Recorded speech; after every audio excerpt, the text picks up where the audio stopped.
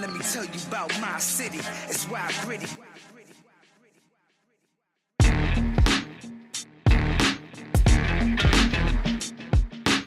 And welcome into another episode of The Change-Up on WOAY Sports. I'm Matt Digby, joined by Tom Beal and our good friend from the Beckley Register-Herald, Rusty Udy. Welcome back to the program. Good to be back. Absolutely. Good to have you, man. We've been off a couple weeks, but it's great to be back here talking some high school sports, college sports, national sports, and let's get right into high school. The big thing this week is regionals for high school soccer. We had a lot of area teams in action on Tuesday night. It was the Class AA Single A regional finals. Oak Hill taking on Charleston Catholic in the boys. Pikeview taking on Charleston Catholic in the girls region final. And Rusty, you and I got to see both of those games on Tuesday. And Sure did. The ending to the boys game between the Red Devils and the Irish, what a finish that was. Yeah, kind of heartbreaking, really. I mean, Oak Hill played so good in the second half. They really put the pressure on Charleston Catholic and had a few good looks and just couldn't get them to cash in. And then, you know, you hate to call a goal fluky, but, you know, the Charleston Catholic did kind of score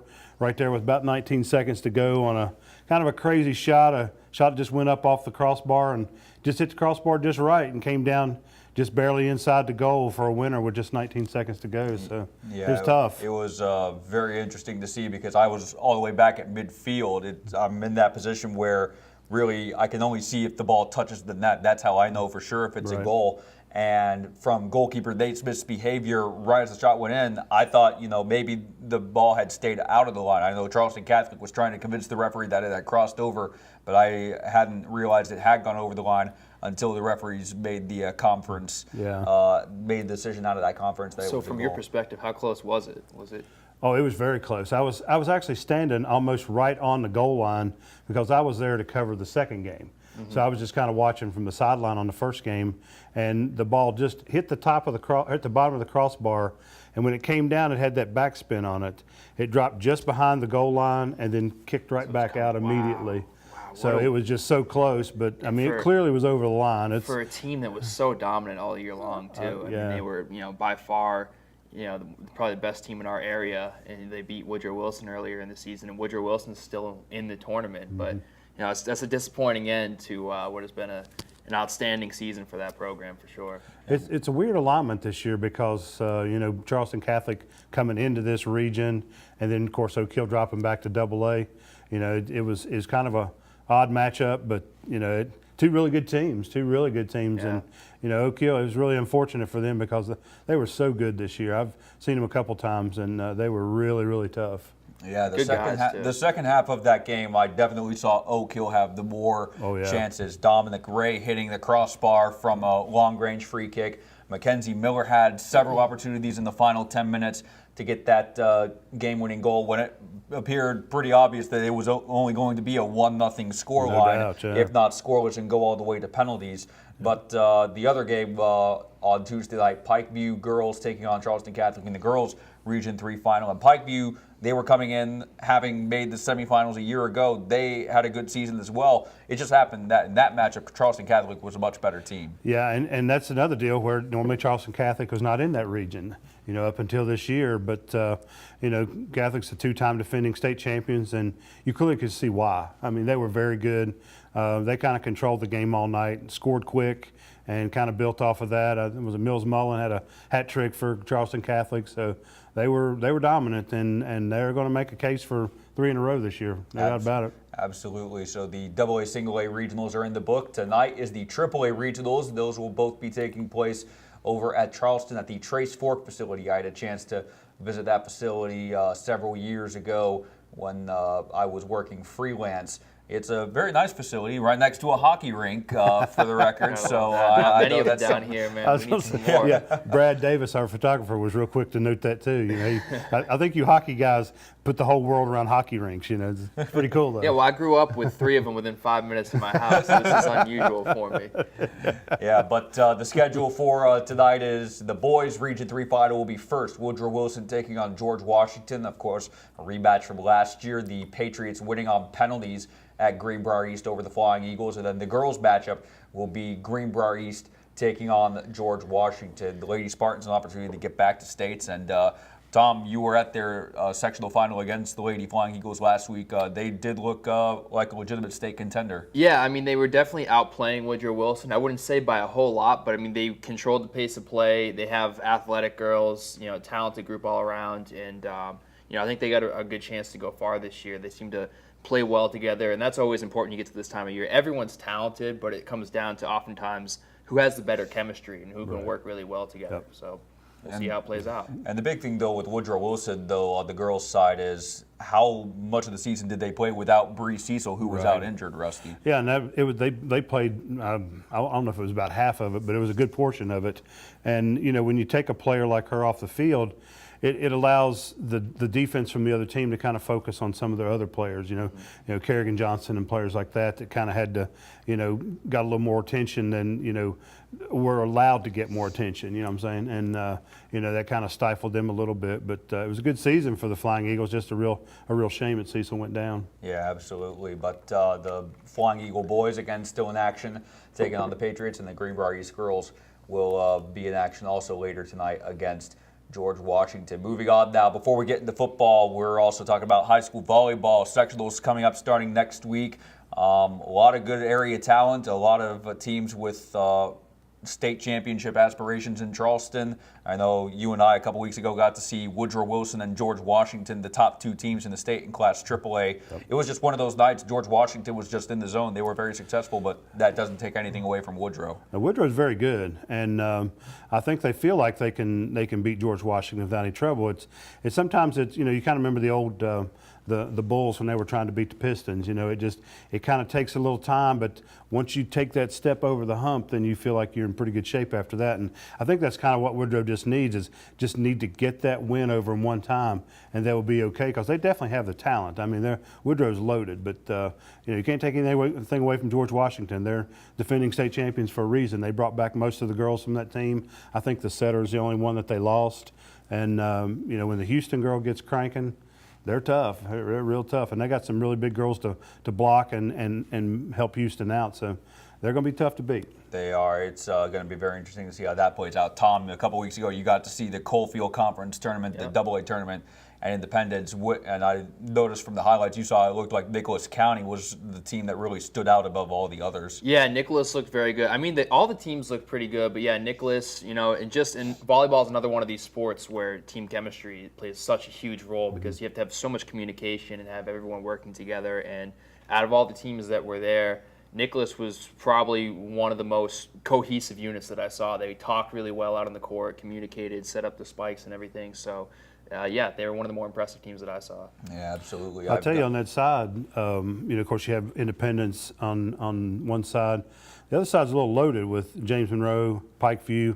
And I tell you, a team that you might want to keep an eye on, who's really starting to peak at the right time, is Shady Spring. Really doing a good job. Kelly Williams over there has kind of guided that program into a pretty solid position, and so kind of keep an eye on the Tigers. Absolutely. And then Class Single A, Greater Beckley, they were returning a lot of players from the team that made it all the way to the state quarterfinals in Class Single A a couple years ago. The one team I've really gotten to see in Single A has been Fayetteville. They've looked very strong as well. Meadowbridge has also looked like they can be in position for a deep run. So Class Single A, I think, is also going to be very talented as well. It's going to be fun to watch. Yeah, absolutely. So we got the soccer and volleyball postseason coming to an end. Cross country, by the way, their state meet is this weekend over at Cabell Midland. Woodrow Wilson, I know, winning their region a couple weeks ago, and the Flying Eagles look to be in good position to do that. But let's move over to high school football. Can you believe it's finally week 10? This has gone double digits, man. This has gone way too quickly. Where'd the season go? It's weird. This whole fall season's kind of just flown by, and here we are looking at basically almost kind of know who's going to be in the playoffs, and they're all kind of maneuvering around for seeding right now. Yeah, absolutely. The latest SSAC rankings right now, 6 area teams are in the top 16 of their respective classes. 5 of them are actually in position to host a first-round playoff game, as opposed to last year when we had 9 area teams qualify, but only 2 of them had a home game. How about that? Southern West Virginia really kind of able to step up in their game a bit this year. I think we've really got some really good teams out there this year, and not that we didn't last year, but these teams have been exceptional this year. I mean, Fayetteville's making a great run.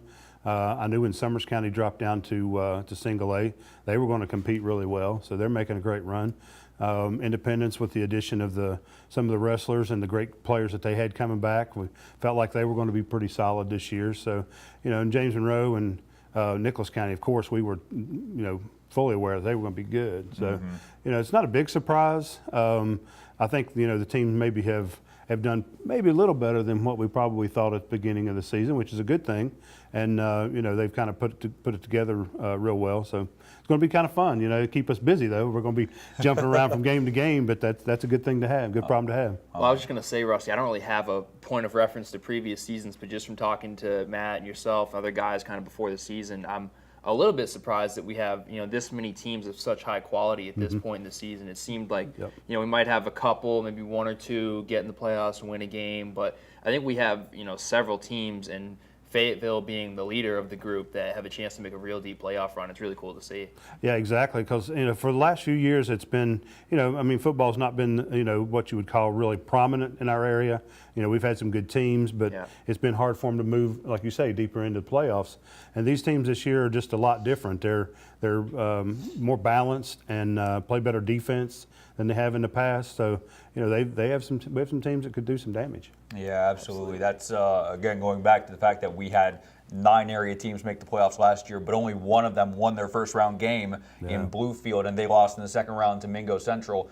And this year, Bluefield, it means the way their season has gone, they're basically pretty much going to have to win at James Monroe on Friday, and then they're going to have to hope for some help because their season comes to an end on the Friday after. James Monroe is the furthest thing from a gimme there is. Absolutely. That's why it's kind of a reversal of fortune in a way, a little bit, because of course James Monroe had those great teams in several years back, but it's always been Bluefield making the playoffs, and they're kind of working this time of year for seeding where they want to be, and now they're kind of scrambling around to make the playoffs. I think kind of speaks a little bit to the AA field, because Bluefield by no means is a bad team. They're pretty solid. Well, we knew it was going to be more competitive this year, right? With the reclassification and so many teams dropping into that AA group, it just made the whole field that much more competitive. And sometimes these things go in cycles. You're not really recruiting kids, and Bluefield got a little smaller this year. So you add that with the added competition across the board, it makes it harder to compete. Exactly. Yeah, and talking about the 6 teams currently in position to make the playoffs, there are also a couple teams that right now are on the outside looking in, but if they can get a win these final few weeks, that could definitely make a case for getting them in. One team in particular, our game of the week, our visiting team for our game of the week, Greenbrier East. They're on the road at Princeton. Spartans had a great opportunity to maybe climb into the top 16 last week, where they were taking on Parkersburg South, a matchup that at the time was 17 against 18. But the Patriots getting the win on the road, and Greenbrier East is now going to have to go on the road themselves and win at Princeton. And they will most likely need a big performance next week in Week 11 against Spring Valley, who right now is in the top 5 in Class AAA. And very good. Spring Valley is very good. So I think really you're looking at an elimination game there pretty much. Whoever loses that game, I feel like it's pretty much out of the playoff picture. Even the team that wins, like you say, is going to have a huge game next week. Because not only do the Spartans face Spring Valley, but Princeton has to make the trip up to Point Pleasant and play Point Pleasant. And, while Point Pleasant's a AA team, they were clearly in the top, 4 or 5 last year in AAA. They were semifinalists last year. Yeah, so and that was one of those games last year, right, where Princeton kind of had that rough end to the season. I think Point Pleasant was one of those teams that they really had some trouble with. Yeah, so Point Pleasant roughed them up pretty good, Yeah, so, it really is. And Princeton's a solid team. Zach Stanford's a great running back. Losing the quarterback early in the year, kind of hurt him a little bit. But Stanford's picked up the ball and ran for him. So definitely have a shot, but it's going to take 2 really good efforts. He really for Princeton. has really stepped up. And then over in Class Single A, the big shock to me at least, Fayetteville goes on to the road to Buffalo. They had that late start because of all the traffic issues on I-64, but they have a back-and-forth battle with the Bison. They win on a Dalton Dempsey field goal with no time left on the clock. and yet they moved from 2 to 3 in this week's rankings. Tulsa jumps them up to second, even though they have a loss. Well, how the competitive thing it with is. Tulsa is they played a double-A school. They beat Braxton County. That's kind of extra points. And I looked at Tulsa's schedule, and I mean, their wins are good wins. I don't think they have the wins of at Buffalo and at Nicholas County that Fayetteville has. So, you know, I think the Pirates are a definite, you know, state championship contender. You know, it's like in any sport, though. You know, you got to have some breaks and got to have some things go good for you. I really didn't think there would be a bigger win for Fayetteville than on the road at Nicholas County. Mm-hmm. But with everything factored in that went on Friday night and the weather and playing down at Buffalo and the traffic issues and stuff, I don't think you can discount that win. I mean, it's a great win. And the fact that they fell behind, they made the big stand at halftime.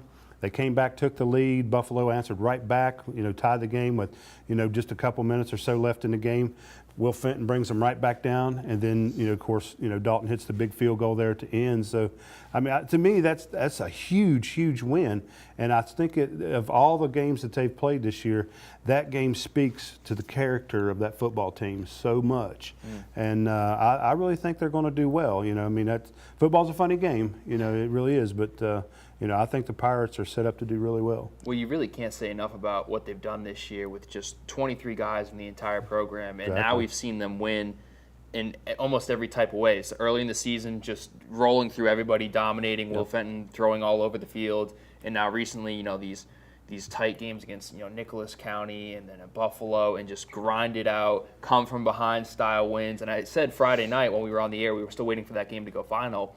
Win or lose, they're going to learn a lot about their character. Mm-hmm. And even if they do lose a game, they have gone through that adversity now, and then heading into the playoffs, they'll have experienced that before, because in the playoffs, you're much more likely to have a game like that. Exactly. For them to come out on top of that type of game, that just gives them even more confidence heading into the playoffs. And they just, for a team that small to have that much talent on it and have gone through these tough games and they still keep on winning, it's just so impressive. And I think they're really set up in a nice spot. No doubt. That's a great transformation for them too, because, you know, that this senior class, you know, they sit at 9-0 right now, and coming into this season, they only had 9 wins over the prior 3 seasons. So, and there was factors involved in that, you know, with some injuries last year and things like that.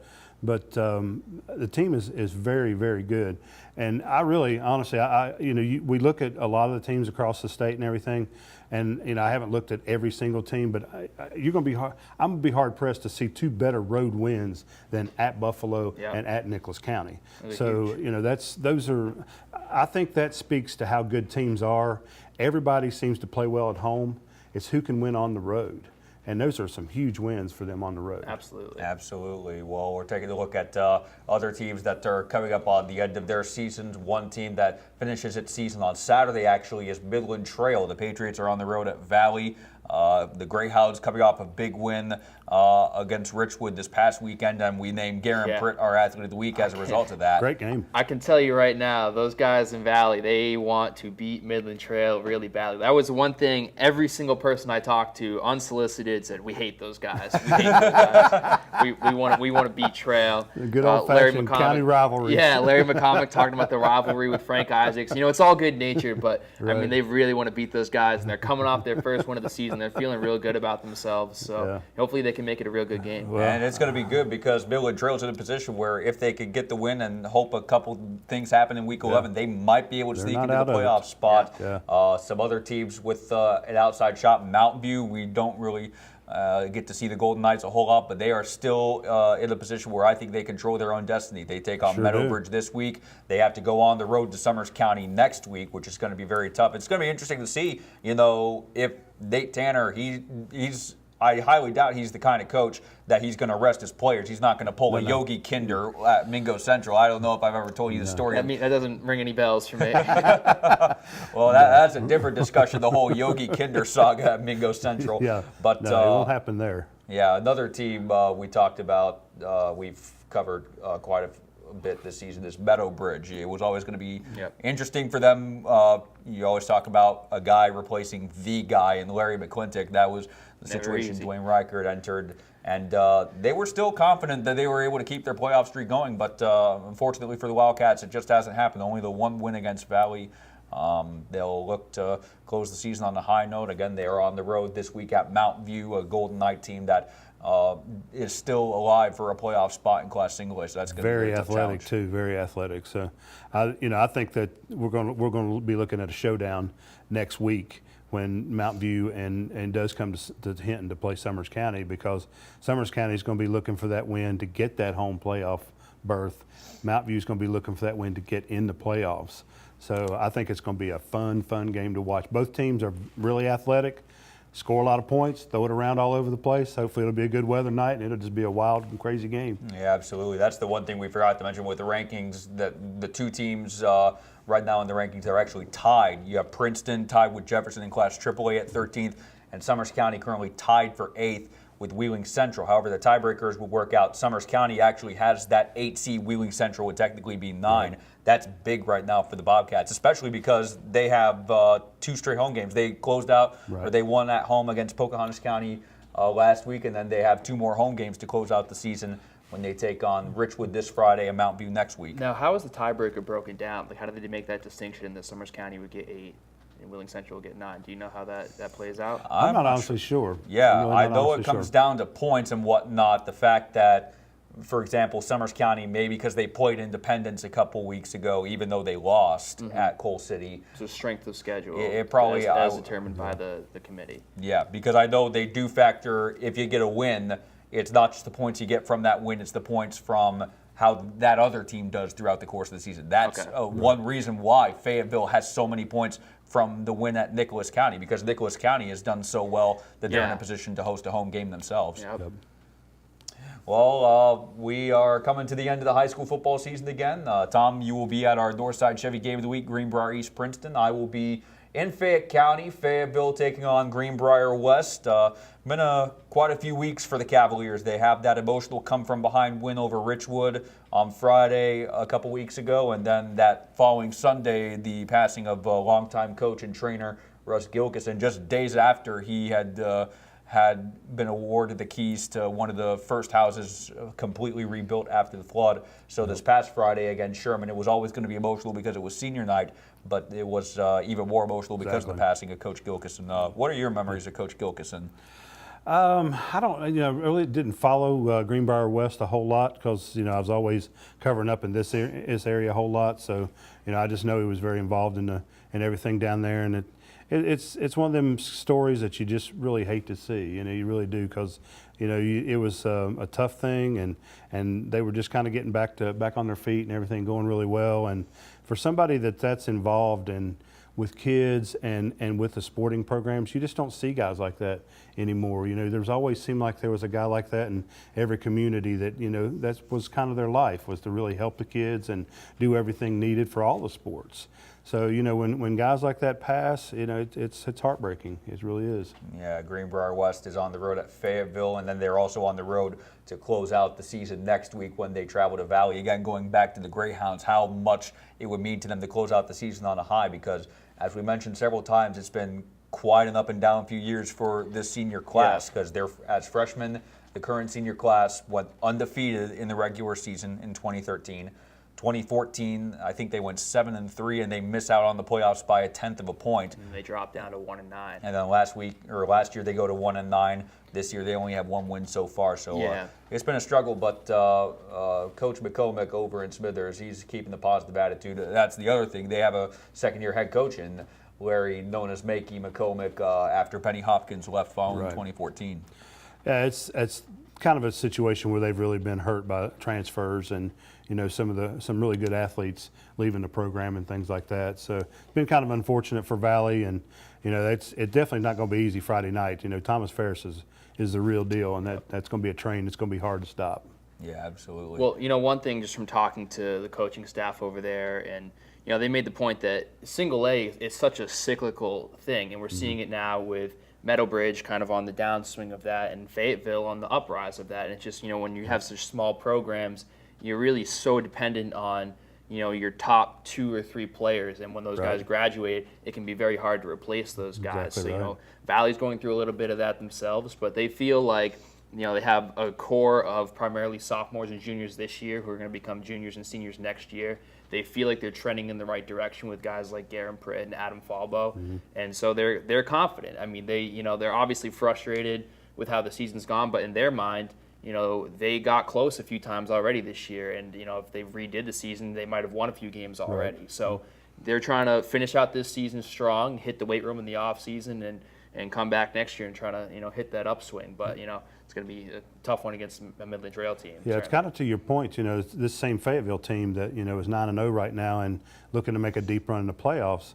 The 4 years prior to that, Fayetteville was 9-31. Exactly. So that's and I think some of the coaches I talked to early in the year, when they reference to things like that, it's just kind of life in single A. Yep. Because you just don't have enough kids to play, and depending on how those rotation of really good athletes come through, it can go from really good to not so good on down the road. It can happen quick. Yeah, it really can. Very fast. Yeah, well, it should be a great finish to the regular season on high school football. Of course, Tom and I will have highlights this Friday on the fifth quarter presented by Wendy's of Southern West Virginia. And Tom will be at Greenbrier East Princeton. I'll be at Greenbrier West Fayetteville, and I'll also be at Logan Oak Hill. Again, another tough season for the Red Devils, but they do have an opportunity to close out the season with a couple strong performances if they can do well against Logan this week and then on the road at Westside next week. But we'll take a quick break. When we come back, we'll talk some college sports. West Virginia they're still undefeated, and they're up to 9th and 10th in the two major polls. Only 1 week left until the real poll starts coming out, the college football playoff rankings. Going to be very interested to see where the Big 12 is represented in those first rankings, but we'll discuss that coming up. You're listening to The Change Up on WOAY Sports.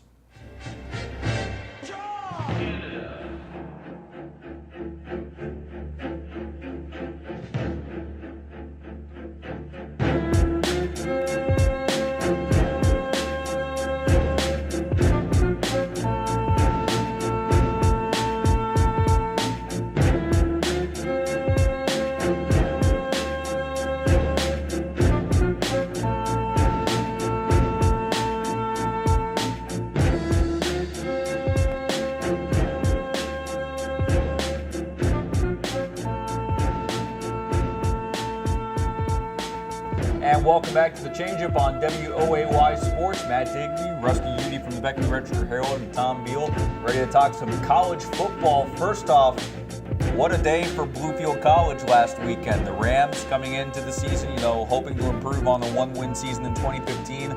They haven't had the best of start to 2016, but they did get the win this past Saturday against Cincinnati Christian, 28-7. So they're at that one-win mark. Yeah, well, nice to see them finally get that win. It took a while, and the thing that impressed me though was despite with 0-7 that they started, I think so. They came out and they were psyched up and they were ready to go. You would never realize that they were in 0-7 team just watching them, before the game on the field, hyping each other up, and it was like opening day for them. And wow. they came out with, that belief like they were, the best team in the world. Who would have thought? And they came right out of the gate and they scored their first possession. Cincinnati Christian came back down and scored in their first possession. I thought it was going to be a bit of a shootout, but then, their defense stepped up from there, and the offense kept on rolling. So congratulations to them. Absolutely, yeah. I've had a chance to see the Rams twice this season. Their opener against Pikeville, which was also very back and forth. Bluefield College actually got down to the Pikeville 1 on the final play of the game. With their entire drive leading up to the final play, it had been runs up the middle. You never know why, but it's one of those, you always run up the middle. They were still converting first downs. But then the final play of the game, they go for a pass fade to the corner of the end zone, and it didn't work out. Fade works 1 out of 25 times. And then the second game, I was able to see that they took on Lindsey Wilson, a team that's ranked in NAIA, and for the first quarter, they matched up pretty well with the Blue Raiders. From the second quarter on, Lindsey Wilson showing why they're ranked in the NAIA, but Bluefield College, certainly it doesn't help their cause that they're in one of the more loaded conferences in the NAIA, but they do have quality players. Yeah, and when you're 1-7, that's one of the things you take to the kids you're trying to recruit and say, look, we were in this game with Lindsey Wilson. You can't go out and say, oh, we beat this team, and this team. So you got to take things like, hey, we were right in it with one of the top teams in the NAIA, which I always have trouble saying that, NAIA. It's such a tough acronym to pronounce, but. they give them credit. They keep fighting the entire season. So it hasn't been a good year for them, but hopefully it's something that they can build off of and say, we were competitive in these games. We finally broke through, got a win late, and just try to build on it for next year. Yeah, Rusty, it's always good to see them do well, especially because it's only been a few years since they brought football back after not having it for 70-some years. Exactly, and it takes time. I mean, especially with football. It just takes time to build on the program, get the recruits and things like that. So, yeah, they're making good strides. Yeah, the Rams are on the road this week at the University of the Cumberland. They have one more home game coming up on November 5th, I believe is the date. I always forget what day it is. 5th is right. Yeah, it is the 5th. A Saturday. It is a Saturday, yeah. That's I'm 100% sure about that. They will take on Union College, which should be a fun matchup. But moving on in college football, West Virginia, they've reached the halfway point of the season. They're still undefeated. A couple games that very easily could have gone the other way, but at the same time, we were talking about preseason and how spoiled the Big 12 was with great quarterbacks. You couldn't get very far down that list until you include Texas Tech's Patrick Mahomes and TCU's Kenny Hill. And the Mountaineer defense has just shut both of those two down. Mm-hmm. Yeah, it's been a really good couple weeks for the Mountaineer defense. A couple factors involved. I mean, the offense has really kind of stepped up and controlled the football a little bit better than what they've had in the past. They're not going on that lightning strike type mentality. And I think they came out the second half of the game against TCU and held it for over 7 minutes. I know it was about 7.5. So TCU only got like 5 plays in the whole third quarter, if that. So those things are all factored in. The less the defense has to be on the field, the more fresh they are, the better they play. A lot of different things like that. And I mean, the job Tony Gibson's done is just it's hard to explain it. It's hard to put into words just how great that was because coming into this season, it really had the earmarks of 2012. Really good offense, probably put up a bunch of points, but, it really looked like maybe we were going to give up a ton of points at the same time. And, man, West Virginia and Tony Gibson has responded. And, all along during the preseason, he kept saying, we're going to be pretty good. We're going to be okay. And the players, kind of took that to heart. And I think they played with a little bit of a chip on their shoulder, got tired of hearing how bad they were going to be and things like that. And, I mean, the defense has just been amazing. So, who would have thought after 6 games West Virginia's bowl eligible? So, absolutely. It's a great job. Great job. Far cry from a couple weeks ago when Gibson was actually apologizing for his defensive performances. Yeah. Well, and to your point, Rusty, talking with Dale Wolfley about, the team before the season, and we expected Skylar Howard to play well, right? Exactly. But the defense was one of those big question marks. They're especially the secondary. They're a young unit. Not that they were going to be bad, but we just didn't really know what to expect out of them, and they've come out and they've really stepped their game up. And after that Youngstown State game where, they did struggle a bit, they didn't force a turnover until late in that game. And, Youngstown State was leading at one point. And, exactly. And Tony Gibson he laid into him after that game. But I think they've been helped tremendously by having the 2 bye weeks, already in this season and just taking the time to really hammer home the defensive concepts and, just instill that belief that you guys can compete with these top offenses, and they've done an outstanding job. We're into Big 12 play now, and it's no excuses from here on out. They're stepped up their play, and they're going full force. So they're in a real great spot. Absolutely. This week they're on the road at Oklahoma State. Of course, a reunion for Dana Holgorsen. He spent time there with the Cowboys with his many years of experience in general in the Big 12. Always interesting to see him go up against player or now coaches that he was once colleagues with or he once coached back when those opposing coaches were players like Cliff Kingsbury. But Oklahoma State's going to present a unique challenge. Mike Gundy, hard to believe it's already been 9 years since the one thing we knew him for was his epic rant when he said he's a man, he's 40. He's also a pretty doggone good football coach the way the Cowboys have been playing the past few years. Did you see his latest thing too? I have not. About kids spending too much time on their cell phones, and that's why there's so much parity in college football. Because kids grow up on their phones now. They don't play outside anymore. So he's a real character, man. I think it's going to be a tough game for West Virginia. I really think it's the I hate to be too emphatic about it, but I really feel like it's going to be like the toughest game on their schedule the rest of the way. They have Oklahoma at home, they have Baylor at home.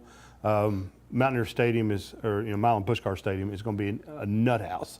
when those teams roll in there. So, they're definitely going to have the advantage there. So they're going to go to Stillwater and, face really probably, arguably probably the fourth best team in the conference. It's on the road. They do get the break of getting the early game. It seems like whenever you have the early game in college, it takes the fans a little time to warm up and things like that. So, they do get that break, but they're going to have their hands full against Oklahoma State. Yeah, absolutely. It's going to be very interesting to see how they prepare, not just for the Oklahoma State game, but after that, not to look too far ahead to the Oklahoma game, because you have a game against Kansas.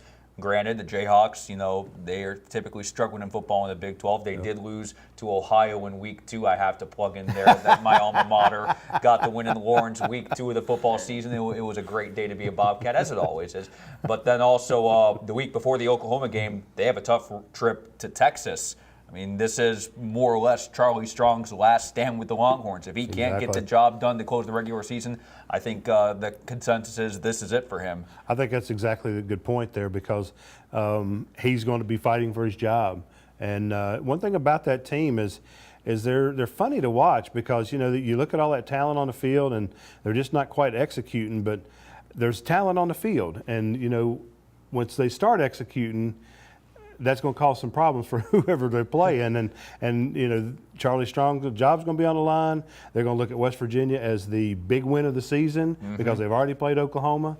It's going to be a dogfight. I think they actually play Baylor this week. So depending on how well they do, maybe not necessarily getting the upset win, but if they can do well against Baylor this weekend, they'll go into the West Virginia game on a and they lot can of run confidence. the football. I mean, that tends to give the 3-3-5 a little bit of trouble. Teams that can really run the football, and Texas can definitely do that. So, well, yeah, I mean, it's going to be a challenge for them, because the Mountaineers, one of the big benefits to them this year is that they only have to play 4 road games, and so every single one of those just becomes that much tougher, because teams are really trying to use that as their opportunity to get after them, get their home fans behind them. And you mentioned Texas has the talent, and it just hasn't really all clicked together. And it's odd, because with Charlie Strong from the outside, it seems like he's one of these expert motivators. He seems like an ethical guy who's really concerned about doing things the right way, but for some reason it hasn't clicked. And so it's either a case of it's just not going to click, or one of these weeks, someone's going to show up and it's really going to click, and it's going to cause a lot of problems for teams. So hopefully that's not against West Virginia. No doubt. Yeah. And he's always been pretty successful against West Virginia. When he was at Louisville and while he's been at Texas, he's given West Virginia fits. So. Yeah, absolutely. Well, West Virginia, again, their kickoff is at noon on Saturday against the Cowboys. One team that does not kick off at noon, they have another night game, as it seems to have been the case for them, with the exception of maybe 1 or 2 games all season long, is the Marshall Thundering Herd. I mean, what a season. I think they were feeling disrespected, the fact that they were picked to finish 3rd in their division behind Middle Tennessee and Western Kentucky. But right now, when you take a look at, the 3rd place prediction was generous. I mean, right now, I don't think they're going to a bowl game. No, I think they're really probably the remainder of their schedule outside of Old Dominion. They're probably going to be the underdog in those games. It's just been a reversal of fortune for them. Also, it's been kind of a strange year. It looked like Marshall was going to be pretty good this year. They had a pretty solid line. They had Litton coming back and stuff. So, but there's some things that's happened, and that's the thing about football and about sports. When bad things start to happen to you, the confidence goes away. And they've had their line, as good as it's been, has been nicked up. And while they've not had any major injuries, they've had some guys have to miss enough time to where it's affected the cohesive unit there. And Litton has not quite played up to the standards that he played last year. That happens. When you lose a guy like Rakeem Cato, and it's kind of like when West Virginia lost Pat White, people get a little spoiled. I mean, those guys are, I won't say once in a lifetime guys, but they're close. Rakeem Cato was, he threw for 15 million yards, He did. So, you just don't replace those guys by just running around and grabbing guy off the street. So, that's a big factor in these kind of things. Yeah, and Tom, you were at the Akron game where Marshall did get out to that great start, But then when Akron got back into the game, they gave Marshall an opportunity to overcome an obstacle, and the Thundering Herd just weren't able to do it, as they haven't been able to do all season. Well, you could see, I mean, there was a definitive turning point in that game, and it was the big sack where Chase Litton fumbled on the play, just a monstrous hit, and it really changed the complexion of that game. And I think also that Litton may have sustained a concussion on that play, so that may have had something to do with it. I mean, we don't know that for sure, but he definitely, came out later on that he had a concussion, and you look to that one hit, and you could certainly see that being the case from that play in particular. But, I think they're a team that they have talent. Litton is certainly a talented player. I think this may just be a little bit of a sophomore slump a little bit, kind of some growing pains, kind of working through it. But, I mean, he definitely has the talent there, and it maybe it's just a case of, he hasn't faced as much adversity coming up. A lot of times when you come up as a highly touted recruit, you're always the best player every place you play, and you're so used to winning, you're so used to dominating that sometimes when you're faced with a little adversity, you don't know how to overcome it right away. Mm-hmm. But the best players are the ones who are able to fight through that, figure it out, and rise back up on top of the mountain. So we'll see, junior and senior year, how he's able to respond to that and really see if he can elevate his play. Absolutely. Sometimes those hits are long have a long effect. Yeah, absolutely. I mean, you saw it with Trickett. The hits he took a couple times, it affected him down the road for West Virginia. Skylar Howard, the same kind of situation when he got hit pretty good at Oklahoma last year. Those things have long-term effects to them, and sometimes it takes a little time to kind of get yourself back in gear. I mean, you're fine, but confidence-wise and things like that, you're pretty shook. So, I think he'll be okay. I think he's a really good talent. It's just going to be a tough year right now. Yeah, absolutely. It's not getting any easier because they have to go on the road to Southern Miss, one of the traditional standard bearers of Conference USA. It looks like 2016 is not going to be an exception. The Golden Eagles, it looks like they and Louisiana Tech again are the teams to beat in the West Division. They do have 2 more home games coming up against Middle Tennessee and Western Kentucky. The Blue Raiders and the Hilltoppers continuing to do very well. So it's going to be very challenging for Marshall to get wins, especially, for example, the way I saw them against Florida Atlantic. They struggled to beat the Owls, and the Owls were struggling themselves. Exactly. It's just been rough. I mean, there's no way you could have convinced me going into this year that they would have lost to Florida Atlantic in Charlotte. I thought you were crazy. Mm-hmm. But that's the nature of the beast, and that's what a lot of people don't quite understand. Is it just game's not played on paper. And there's a lot of things that happen along the way, and I think the thing you take out of this is, and I'm not just saying to the Marshall fans, it's all fans in general, is like when you have those great seasons, you really should appreciate what you've got and the fact of how hard those kids have to work and how many things have to go right for you. I mean, West Virginia's 6-0 run this year. Look at the things that's actually gone right for West Virginia in situations where in the past those things went against West Virginia. So, it's kind of the bounce of the football. Sometimes you drop the ball, it bounces right back to you. Sometimes you drop it and it runs all over the place. Mm-hmm. It's kind of the way sports works. Sometimes it works for you and sometimes it doesn't. So when you get those good teams, you should really appreciate it. Yeah, absolutely. One other team looking to reclaim some positive momentum, especially because they're coming up on the end of their season, is the Concord Mountain Lions. They have yet to win in the month of October. They'll have one more opportunity this Saturday when they host Glenville State, a Pioneer team that last year was near the top of the Mountain East Conference. This year they're toward the middle of the pack. So both teams, looking for this win to kind of put them on the right track going into the final few weeks of the season. Yeah, well, Concord's at home too, so hopefully that'll be the extra momentum that they need to get them over. It will be their senior day as well, yeah, their final home game. They need a bit of a boost, and hopefully this is what will do it for them. Brian Novak, unfortunately, has been a bit inconsistent this year. Their running game has been a major problem. I think they only averaged 1.2 yards per carry in the last game. That's been an ongoing problem for them. Coach Paul Price has talked about that. They're trying to bring in different guys, find somebody who can give them a consistent running presence and penalties. I mean, you watch them play and you can kind of see they're just kind of an undisciplined team. Guys will take cheap shots and late hits and, just for the excitement of jacking a guy up, they'll go after a big hit, which may not necessarily be the best thing in the moment for executing the play. Right. And just little things like that. And that really makes a big difference between an average or mediocre football team and a really good football team. And I think that they're just not quite on that next level yet. Yeah, the one thing, though, that Concord has been able to take away on the positive side the past few weeks is their defense has really stepped up. I mean, you talk about their game against Notre Dame College. They only kept the Falcons to 14 points. last week at Shepherd, the defending Division II national runner-up, they only held him to 21 in Shepherdstown. I mean, you do that, it stands to reason more often than not you be in a position to win those games. It's because the offense hasn't been able to take advantage of those opportunities. Absolutely. Definitely. Yeah, so Concord is on the road, or back home for their final home game this Saturday against Glenville State. They are on the road November 5th at West Virginia State, and then they have a non-conference game the following week at North Carolina Pembroke. They did not have a non-conference game last year, so it's going to be very interesting to see how they approach this matchup in Pembroke, North Carolina. But the final area team, Virginia Tech, they are back in action tonight, as a matter of fact. Another Thursday night game taking on the Pitt Panthers at Heinz Field. Thursday night games in general have been very kind traditionally to the Hokies. It was very kind to them last week when they really had a convincing win over the U on national TV. I kind of like to call this game the Mountaineer Dilemma game. It's like, who's West Virginia want to lose? Who West Virginia fans want to lose the most when you got Virginia Tech playing at Pitt? So, it's kind of an interesting game, but Virginia Tech has been playing really well. They're solid, and as bad as I hate to say it out loud, Pitt's been playing pretty good too. So it should be a fun game to watch. Probably be a few points put on the board.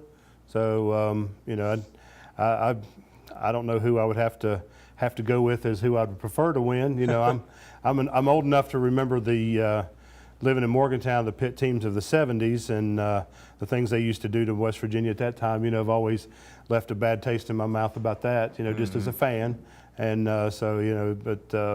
Virginia Tech's done really well this year. I would have to say they probably exceeded the expectations I thought that they would have this year. So, I wouldn't be surprised if they went up to Pittsburgh and won. Yeah, I thought so. Coming into the season, Justin Fuente was poised for a good season, but it seems to be very interesting, the whole A, West Virginia doing so well, but then B, you take a look at the other games. Marshall plays Pitt, Virginia Tech plays Pitt. Virginia Tech, Marshall, might have met each other in a bowl game when you talk about, the bowl scenarios at the start of the season. That's obviously not going to be the case right now. Right. But the Hokies have been doing very well. They actually are right now in control of their own destiny for the division title because right now they're a half game behind North Carolina, but if they win, they're even with Carolina, and they beat the Tar Heels in convincing fashion 3 weeks ago in Chapel Hill. So they still have 2 more home games coming up on the 12th against Georgia Tech, and then the Commonwealth Cup against Virginia, always a big rivalry game, especially more so because both the Hokies and Cavaliers have first-year head coaches in Justin Fuente and Bronco Mendenhall. But Virginia Tech, they're back in the rankings at 25 in both of the major polls. Well. And again, they control their own destiny for a potential ACC championship, and perhaps if they can upset Clemson or whoever they face in the ACC championship game, they'd be headed to New Year's Six Bowl. That would be pretty exciting. Well, that would be real upset there. If they are able to beat Clemson. The other thing, too, is Clemson has to play, they've got, Florida State this week? Florida State this week, at that's Florida right. State, so... Wayne Gallman apparently know. will play, even though he did pick up a concussion the past game for the Tigers. But there's been 2 or 3 games that Clemson has been less than impressive. So sometimes that carryover from a really good team to the next team, when you walk in there with expectations to constantly win, and you're taking team's best shot every single time. Really, in all honesty, North Carolina State had them beat. In Death Valley. So, anything's possible. And, Florida State jump up and knock them off, could have a totally surprise when it comes to, the ACC championship. It'd be 2 teams that nobody thought. Absolutely. It should be an exciting finish to the college football regular season. Meanwhile, we are having an exciting finish to the baseball season. World Series starting this week, with the exception of, I'm sure, Red Sox fans. It is the matchup most neutrals did indeed want. I'm happy to see it, though. The Cubs man. and the Indians. It's about time. It's time for the Cubbies to get the World Series, and this is basically a Red Sox World Series. We got former Red Sox all over the place. That is very true. That is very true. It's unbelievable. I mean, you talk about the Bill Belichick, the coaching tree and all that, but this is like the I guess Theo Epstein coaching tree, but it's expanded to now he's in Chicago, and there's Terry Francona on the other side. And Anthony Rizzo was formerly under the Red Sox control. John Lester, David Ross, former Red. I mean, this is all over the place. And Coco Crisp was a former Red Sox. Coco Crisp right? was at one time a Red Sox player too. Yes, but I mean, just two talented teams. Napoli was on the 23rd. I mean, they're all over the place, man. It's unbelievable. But two teams, both in dire need of a championship as far as their droughts. I think Cleveland can wait a little bit. They just got a basketball championship. They can pump the brakes for a little bit. I mean, the Cubbies, man, if they lose this series, just imagine the heartbreak in Chicago. I mean, they haven't been to a World Series since 1945, and I'm sure you've seen all the comparisons, how much gas cost back then and all the stuff they've been doing all week. But kind of funny. I mean, just all year they've been the most talented team in baseball, top to bottom. Their rotation is unbelievable. They have an outstanding bullpen with the addition of Aroldis Chapman. Say what you want about him off the field, but he's one of the best closers in the game. And their lineup, just top to bottom, they have guys that can do it all. And tough. We even hear down to things like Javier Baez's tagging abilities. Apparently, is something that no one can talk enough about. But they're an extremely talented team. Cleveland's a very talented team as well. I mean, right now we're knotted up at 1. If I had to pick a team, I'd have to say the Cubs, just based on who's more talented. But it's baseball; anything can happen. And they sure played like it last night. I mean, Arrieta played like Jake Arrieta. I mean, it wasn't anything new that to us who have followed the Cubs throughout this entire season. Kind of last night, or the game 1 was a bit of a shocker, the way that the Indians were able to get on top so quickly, and especially their unsung hero in Roberto Perez with 2 home runs. I mean, how often do you see a guy, not regularly in the starting lineup put that kind of a performance to open the World Series? But I think it's going to be a great World Series. I personally, as a neutral, hope it goes all 7 games. Although I personally wouldn't mind seeing the Cubs win games 3, 4, and 5 just so they can win it in Chicago. That's the other thing I would love to see. If the Cubs do win it, do it in front of their fans at Wrigley. Although I'll tell you, as a Red Sox fan who saw the end of the 86-year curse back in 2004, that happened in St. Louis, and not one person in Boston minded that whatsoever. They were just happy to get that thing off their back. Just get the W. Definitely. Some people are like, oh, we should lose a game so it comes back to Chicago. No, you get the series wrapped up, get it done. Doesn't matter. If you win it at home, that's great, but you want to make sure you get that win. We're talking about 108 years at this point. Absolutely. I know there were almost petitions in a way to get Charlie Sheen, the old Ricky Vaughn, to throw out the first pitch in Cleveland. That unfortunately did not help. I would have loved to see that happen. That would have been awesome. Do you think there's any chance we see Henry Rowengartner, a.k.a. Thomas Ian Nicholas, throw out the first pitch in Wrigley? Man, they really should. I don't know. I was really pretty fond of that Charlie Sheen thing, even though I think, as a personally, he's kind of an idiot, but I mean, that would have been. I mean, can you imagine the frenzy?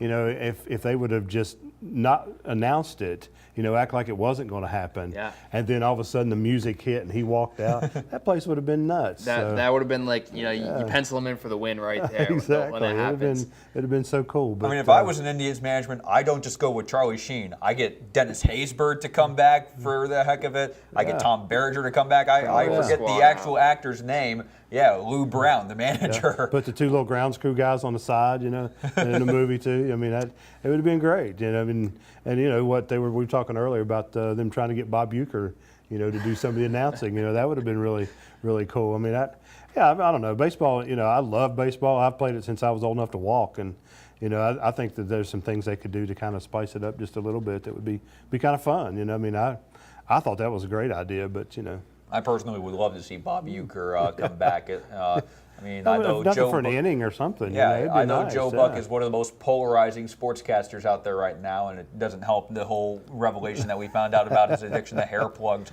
for several years. But hey, man. The fact of the matter is, I mean, as a neutral, I would love to see Bob Uecker come back. I mean, heck, if we're able to summon John Candy back from the dead, he was the announcer, remember, in Rookie of the Year. No he could commentate a few innings. That would be something to watch. But your original series prediction, would you say it's still that same way right now, 2 games in? Yeah, I would say so. I mean, I think the Cubs are just, they're the most talented team. We've seen it all year long. And, anytime you reduce 162-game sample size down to a best-of-7 series, the variance can sway a lot of things. But, I mean, they're so stacked top to bottom. And Theo Epstein has done a great job of building this team to win a postseason series where they don't really have holes where it's going to vary on, oh, well, this guy's on short rest, so now we got to put out our fourth starter who we can't really rely on. They've built their team to a point where they can pretty much rely on any one guy. And the trouble with Cleveland is, to get to this point so far, they've had to rely extensively on their bullpen. I mean, sometimes as many as 8+ innings in some games, and they've had to really tax them, especially Andrew Miller. So it'll be interesting to see if they can keep that up. They don't quite have the same amount of depth as the Cubs have offensively or on the pitching side of the ball. They have, maybe that top-level talent in certain areas, but the Cubs' depth all around, I think, is the big difference, and I think that's why they're going to win the series. Those dang drones, I tell you, that's the whole reason, wouldn't you say? Stay careful with those things, man. Well, I think, in order to beat a team like the Cubs, you're going to have a situation kind of like what the Mets had last year, where they had such a dominant pitching staff that could really, stifle them. Yes. And nobody has that this year. The Mets, they lost a couple guys down along the way, and nobody else has that 4 deep rotation that can come out and stop you with only holding you to a run or two. It makes such a big difference in the playoffs. Oh yeah, huge. You have a team that has maybe like 2 top-level aces, or a team like the Dodgers where they have like Kershaw. It's like, okay, well, you had to face him in game 1. Now games 2 and 3 where he can't pitch. Right. That team becomes so much less scary. You're going against a B, C-level starter. It just makes it that much easier to get to them, and you don't have to worry about Kershaw once every 3-4 games. Yeah. So it makes well, such a even big when difference. Kershaw beat him, he had to hold him to a run. Exactly. So that's it's just not going to happen against the Cubs very often. When you can roll out someone of that caliber every single game, it makes you almost impossible to beat on top of an outstanding bullpen. Mm-hmm. Yeah, it really does. Well, Games 3 will be on Friday night at Wrigley Field. Game 4 Saturday, Game 5 Sunday. That's something I'm definitely going to watch.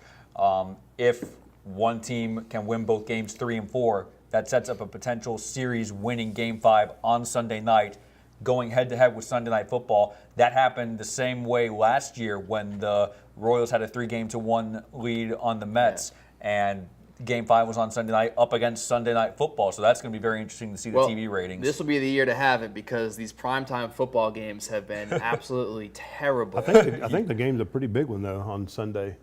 I can't remember who it was, but it's a pretty big game. I think it is. If it's a closeout game, I would hope, for the sake of baseball, that those numbers would end up being better. But I mean, just in general, the NFL has really botched on these primetime games. And we saw last week with the the Cardinals Seahawks. I mean, that was the most pathetic thing I've seen in quite some time. Well, one thing about it, when you get, of course, situation I have, I always have 2 TVs, because I just love watch sports. But if you don't have that, I'm sure places like BW3s and stuff like, they're going to be real excited to have the more the better going on. Plus Sunday night there's a big WWE pay-per-view, so we can always factor that in. Yeah, it's been a couple of years since I followed WWE, but I still try and keep up to date with as best I can. Another thing, Tom, you mentioned NBA season starting this week. Yeah, no, it's good to have the NBA back. My Boston Celtics are in a real good position this year. A lot of people are predicting them to finish second in the Eastern Conference, with the big signing of Al Horford. I mean, they're not a star-studded team, really, but they're just top to bottom. They're just so solid consistently, and Brad Stevens is an outstanding coach. We saw, opening night games, the Cleveland Cavaliers getting their rings. They get the win over New York, as expected. Big surprise, though, San Antonio Spurs blowing out the new-look Golden State Warriors. And you've seen all these memes about Kevin Durant, calling up the Spurs to change teams after the game and all that. But, I mean, I think that's one of those things where people are going to blow that out of proportion. The Warriors will be fine. It's going to be a little bit similar to the Miami Heat in 2010, 2011, where they took basically that entire first season to really gel, and they made it all the way to the finals just on sheer talent. Even then, they hadn't really gelled as a unit. That's why they lost to the Dallas Mavericks, who just played so much better as a team. And then after that, we saw them kind of figure it out, and they rattle off 2 consecutive championships, 4 straight finals appearances. I think this Warriors team will have a shorter learning curve because they already have their core nucleus in place. Basically, what they did is they took Harrison Barnes, who was one of their weak points in the playoffs. I mean, guy couldn't hit a shot. He's decent defender and all that, a young athletic guy, but they just got a major upgrade for Harrison Barnes in the form of Kevin Durant, and it's just going to be a matter of getting him assimilated into that offense and figuring out how do you get his shot load balanced with Steph Curry's, balanced with Klay Thompson, balanced with what Draymond Green brings to the table, and then how effective can that bench be too, because they're not quite as strong on the bench, and that was, looking through the box score, the starters all had pretty decent games. The bench did almost nothing. Right. And with the Warriors, oftentimes it comes down to how well are Steph and Klay shooting from three, and that's one of the first things I always look to in the box scores of those games is, all right, what were Steph's 3-point numbers? He was 3 for 10. Right. Klay Thompson 1 for 6. So if they hit those shots, they probably win that game, and oftentimes that can be the difference. But when they're a team with the 2 best shooters in the world, one of the best scorers in the world, and Kevin Durant, more often than not, they're going to make those shots, and they're going to win plenty of games this year. I think a lot of it, too, is it's similar to the Cavaliers last year, to LeBron last year, is where Golden State really was pushing last year for all those wins in the regular season. It really didn't equate to success in the postseason. And I think you get these guys now, they're more focused on the postseason. So, lose a few games during the regular season, it's really no big deal to them. I mean, there's plenty of time to get things straight, and unless some miracle happens, they'll definitely be in the top 2 or 3 in the league. So, and I think they realized too that was maybe a little bit of not the smartest thing to pursue the 73 wins. Right. In hindsight, I mean, in that moment, you're right there, and you got to go for it. I don't think they regret going for it, but I think having done that and then losing the finals, I think they're like, all right, well, let's just go for the title. That's the most important thing this year. And I think Draymond Green's even made comments to that effect. So I think, we're not going to see them. Everyone's like, well, how do they even lose a game? They're going to go 81-1 or what? Exactly. That's not going to happen. They'll probably win between 65 and 70 games, which is still an unbelievable amount of wins. And, they'll probably be right back in the finals, probably against the Cavaliers once again, and we'll probably get that trilogy showdown. And if Draymond Green can behave himself and not take any cheap shots, I think it should be a good series. Keep your feet down. No soccer playing. Yeah, but the NBA's in full swing, starting to get in full swing as the season openers continue. One thing I'm looking forward to this week is the NASCAR Sprint Cup Round of 8 beginning this year at Martinsville. Last year's Martinsville race, the start of the Round of 8 last year, the big thing of that race came with about 40-some laps to go.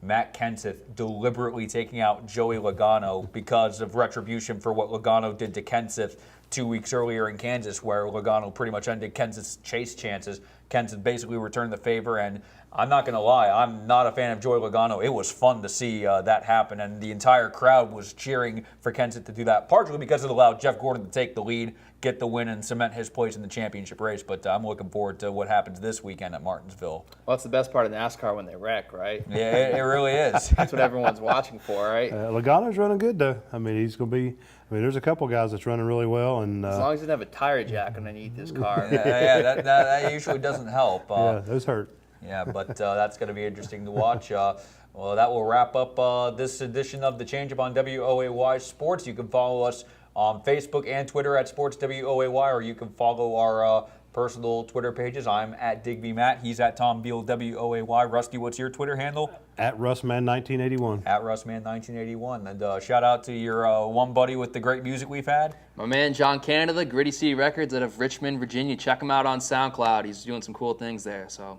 check him out. And our thanks to Showtime Music for letting us use this great mic. I like this setup. It's pretty cool. It's a nice piece of it's nice quality, old man. school. I was going to say it's old school. I like it's it. old school. Yeah, I have no That's problem what with you going want. old See a school. little Chuck Berry break out here in a second. Absolutely, yeah. Maybe we'll wait till we'll go Buddy all Holly. John Denver when the Mountaineers go 12-0. That'll be a special. We'll add that on after the episode, just a karaoke special with the microphone. Absolutely, yeah. Speaking of which, next week Halloween. Do we have any costume ideas? I don't know, man. I'm already scary enough. Yeah. We'll revisit that one. Yeah. Maybe I'll be Tom and Tom will be me. That will be our Halloween costume. Well, again, thanks for watching. You can follow us on Facebook and Twitter, and we'll see you next week. This has been The Change Up on WOAY Sports.